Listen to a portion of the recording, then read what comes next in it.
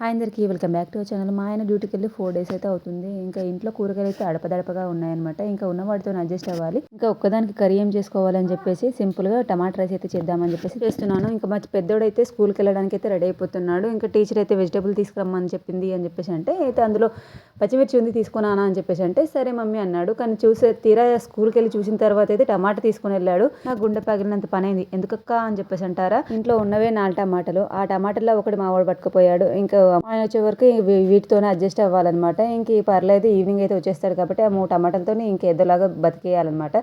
ఇలా డ్యూటీకి వెళ్ళినప్పుడు మా పోలీస్ ఫ్యామిలీకి అయితే ఇలాంటి ఇబ్బందులు అయితే చాలా ఎదురవుతాయి. ఇంకా ఎక్కడ బయటకు వెళ్ళి తీసుకోలేరా మీరు అని చెప్పేసి అంటారేమో. 2 పిల్లల్ని పట్టుకొని ఎక్కడికి వెళ్ళి తీసుకురావాలండి. ఇంకా వాళ్ళు వచ్చేంత వరకు అడ్జస్ట్ అవ్వాల్సిందే. సింపుల్గా నా టమాటా రైస్ అయితే ఇలా కంప్లీట్ అయిపోయింది. నేను చూసి అయితే పేరు పెట్టకండి, చాలా బాగుంది. టేస్ట్ అయితే చాలా బాగా వచ్చింది. కొద్దిగా చేసుకున్నప్పుడు ఎందుకో అలా టేస్ట్ బాగా కుదురుతుంది, బాగా చేసినప్పుడు అలా అవ్వదు. వీడియో కనుక నచ్చినట్లయితే ప్లీజ్ సబ్స్క్రైబ్ చేసుకోండి.